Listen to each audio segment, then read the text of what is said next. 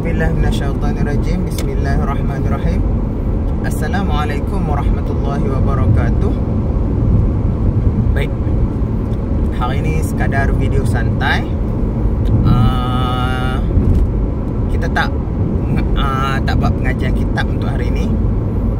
Sekadar untuk memberi pendapat dan pandangan tentang satu video, ataupun senang kata kita buat reaction tentang satu video yang tular beberapa hari ini. Video tu melibatkan seorang ustaz daripada Pantai Timur yang makruf. Dia selalu bawa keluar dengan kenyataan-kenyataan yang gharib, yang pelik. Dan sebenarnya kenyataan itu bercanggah dengan pandangan Islam, dengan syariat. Macam mana benda tu boleh bercanggah? Okey, video tu sekitar 10 minit, 9 minit lebih. Ustaz ni pun makruf dengan banyak kenyataan-kenyataan dia yang sangat kontroversi dan sangat bermasalah. Dan lepas tu berehat dalam beberapa bulan. Lepas tu hari ni, kemarin dulu naik balik. Isu di mana dia mengatakan ulama-ulama dulu ketika nak mengeluarkan hukum, nak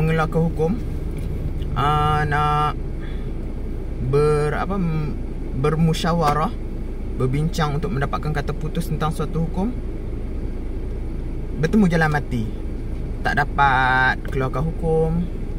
Jadi dia gantung tirai, dia buka tirai tu, tanya direct kat Nabi. La haula wala quwwata illa billahil aliyil azim. Masya Allah. Macam mana kenyataan macam tu boleh keluar daripada mulut seorang ustaz?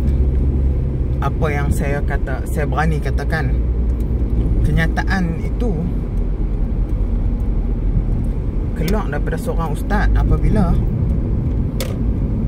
dia tidak mengikut disiplin ilmu yang betul.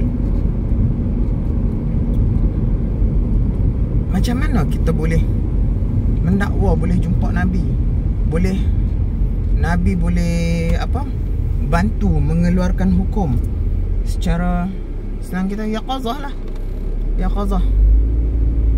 Yaqazah ni maksudnya jumpa Nabi dalam keadaan sedang. Baik, yang ni lah antara dalil dia apa? Dalil dia apa? Marra'ani fil manam fasayarani fil yaqazah. Betul, saya sudah cek hadis ni sahih dan ada terdapat dalam kitab Bukhari. Baik, tapi depa ni depa tak tengok huraian ulama macam mana. Bagaimana ulama berpendapat yaqazah tu maksud dia macam mana? Tu first, tu pertamanya. Baik, kita balik kepada isu tanya Nabi tadi. Isu tanya Nabi, boleh ke tanya Nabi secara direct? Kalau daripada segi, okey, kita tengok. Boleh, kenapa Nabi tak munculkan diri masa berlaku perbezaan pendapat antara sahabat? Perbezaan pendapat dan berlaku perang antara Muawiyah dan Sayyidina Muawiyah dengan Sayyidina Ali, dengan Sayyidatina Aisyah dengan Sayyidina Ali. Pasal apa? Sahabat yang maqam, yang kita kata level dia lagi tinggi, Nabi tak tolong. Kita ni sekadar, yalah, kalau kita nak banding kita dengan ulama, yalah kita tak ada ni. Tapi kenapa sehingga ada yang berperang satu benda yang sangat besar antara Muslim pula tu? Kenapa mereka tak tanya Nabi? Kenapa Nabi tak halang? Tu. Dan mereka tak boleh jawab benda ni. Mereka tak boleh jawab. Tapi bila mereka kata, oh, tak tahu hukum, tak jumpa jalan apa orang tu, tak jumpa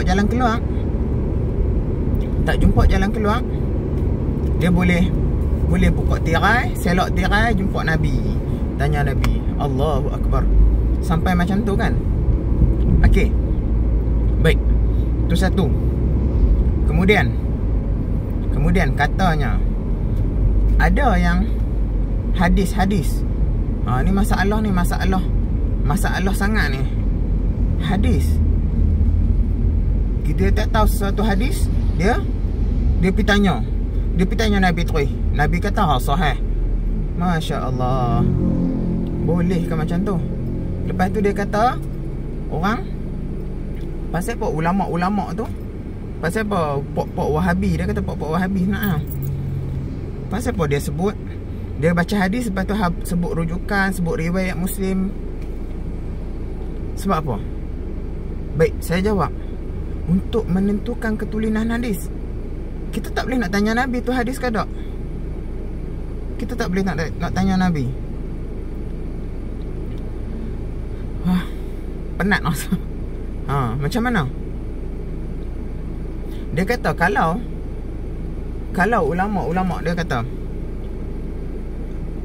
dia baca hadis, tak perlu habaq riwayat apa. Sebab apa? Sebab ada dua sebab. Pertama, orang jahil ni, kalau kita kata hadis pun, dia tak tahu hadis tu palsu, dia tak tahu hadis tu sahih, dia tak tahu hadis tu dhaif. Jadi tak ada kepentingan untuk dia tahu semua tu. Astaghfirullah. Ada kepentingan. Lepas tu dia kata kalau orang tu alim, dia kata kalau orang tu alim, dia dah tahu dah, makruf dah hadis tu status dia apa, sahih ke hadis apa, dhaif ke, kan? Dia dah tahu. Jadi tak perlu bagi tahu rujukan. Soalan saya, betul ke semua orang tahu? Kalau semua orang tahu, tak ada lah riwayat hadis palsu. Hadis palsu lah. Contoh, Malla syaikhul lahu Malla syaikhu apa? Malla syaikhul lahu fa syaitanu syaikhuhu. Siapa yang tak ada guru, maka syaitanlah gurunya. Tu. Dan dia nisbahkan benda adat apa, kata-kata ni kepada Nabi. Bila nisbahkan satu benda tu kat Nabi, secara automatik kalau benda tu bukan daripada kalam Nabi, dia akan jadi hadis palsu. Walaupun sepatutnya kalam tu adalah kata-kata daripada ulama, daripada muhaddis, ataupun kata-kata daripada al-fuqaha. Tapi kalau dinisbahkan kepada Nabi, dia akan jadi hadis palsu.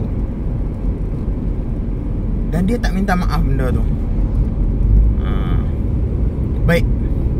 Kedua, ke berapa dah? Kita tak ingat. Okey, baik. Kemudian dia kata, kenapa nak serabutkan kepala dengan hadis sahih, hadis dhaif, hadis palsu? Kenapa? Ya Tuhan, ya Allah. Tengok. Jadi sia-sialah orang mengaji ilmu hadis. Sia-sialah usaha apa? Imam Malik, Imam Bukhari, Imam Syafi'i pun muhaddis.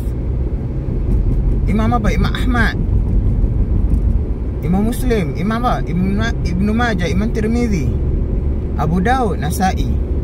Banyak lagi muhaddis yang mendalami ilmu hadis untuk mengetahui kesahihan ataupun hadis, status hadis tu. Sebab apa kita mempertikaikan ilmu hadis? Saranan saya kepada ustaz ni, supaya pilah mengaji ilmu hadis dulu, pilah mengaji betul-betul dulu. Ya, saya sendiri pun tak reti benda tu, tapi kena sentiasa belajar. Buka hati, buka minda untuk kita belajar ilmu hadis. Belajar benda penting. Nabi Muhammad kata apa? Nabi Muhammad kata, man kadzaba alayya muta'ammidan falyatabawwa maq'adahu minan nar. Siapa yang berdusta ke atasku, siaplah diri dia dalam neraka, siaplah tempat dia dalam neraka. Ni satu ancaman kepada pendusta hadis, pemalsu hadis. Semoga kita dijauhkan daripada benda ni. Untuk ustaz tersebut, saya minta, kalau cakap satu lagi tiba-tiba teringat mimpi. Dia kata mimpi adalah hujah. Allahu Akbar, mimpi adalah hujah. Sepanjang kita belajar, tak kira lah dalam fiqh, dalam Quran Sunnah, hadis, untuk sumber dalil dalam Islam yang disepakati ada 4: Al-Quran, Sunnah, Ijma' dan Qiyas. Yang tak disepakati banyak: Istihsan, Istishab, lagi apa lagi? Masalih Mursalah, Sadd Zara'i', lagi apa? Ada Muhakkamah, apa lagi? Amal sahabat, dan sebagainya. Dan tak ada bermimpi. Macam mana mimpi boleh dijadikan dalil? Tak. Mimpi bukan hujah. Kalau hujah dia sebab ada ulama-ulama tersebut cerita mimpi dia dalam kitab, tu bukan dalil. Kalau pun ada cerita tu sekadar cerita, mungkin kita boleh kata cerita pengalaman, tapi tak boleh dijadikan dalil. Kalau dia kata dalam mimpi aku Nabi kata sekian, tetap tak boleh dijadikan dalil walaupun mimpi Nabi kata. Sebab apa? Kita menutup pintu kerosakan. Mimpi orang tak boleh nampak. Orang jahat dia boleh mendakwa, dia mimpi jumpa Nabi, dan dia boleh kata Nabi ni sekian. Ataupun orang yang berperwatakan baik, dia soleh, rajin semayang, tapi satu hari dia rasa nak menipu. Dia tipu. Dia mimpi Nabi kata sekian. Hujah ke tu? Sebab tu tak boleh dijadikan hujah. Nasihat saya kepada ustaz tu, setiap kali bawa benda-benda macam tu, hats burhanak, bagi bukti kamu. Dalam Quran kata hatu burhanakum in kuntum sadiqin. Bawa mai bukti apa? Kalau hampa betul-betul orang yang benar, bawa mai bukti daripada Quran, bawa mai bukti daripada hadis. Jangan kutip hadis-hadis daripada kitab-kitab, bukan kitab-kitab utama, kan? Bawa mai ijma'. Kalau ada ijma', bawa qiyas sebab ada disiplin dia. Kena tengok benda ni. Bawa mai bukti, hats burhanak. Ustaz, jangan hanya mendakwa. Jangan kata burhan lah, kitab-kitab. Ya Allah. Imam Syafi'i, Imam Malik, Imam Hanafi, Imam apa lagi? Imam Abu Hanifah tadi, Imam Hanafi, Imam Ahmad, Imam Ramli, Imam An-Nawawi. Ada buat bendanya ni. Kadang kita pelik. Bukan kita tegak dia, bukan sebab kita benci dia, tak. Kita tegak dia sebab kita sayangkan Nabi, kita sayangkan agama Islam kita daripada kesalahan, daripada salah faham, daripada dijadikan bahan jenaka. Bukan. Dan kita memberi teguran secara terbuka, bukan sebab apa? Sebab benda ni dah tersebar. Boleh kita tegur dia. Tegur dia secara personal, dan dia kena tarik balik benda tu.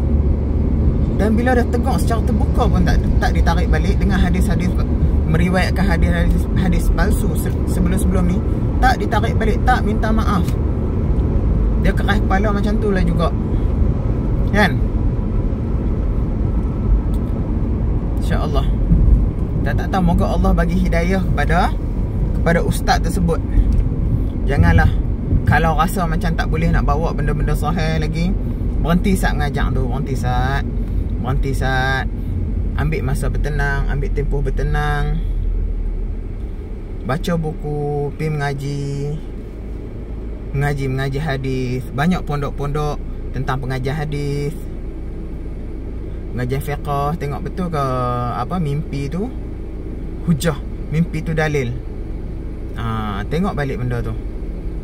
Baik, saya rasa setakat ni dulu. InsyaAllah nanti ada masa kita sambunglah pengajian kitab fiqh haji kita. Tak ada masa. Saya pun baru lepas apa orang kata belajar, alhamdulillah. Jadi kita InsyaAllah nanti ada masa saya akan buat rakaman untuk pengajian fiqh haji.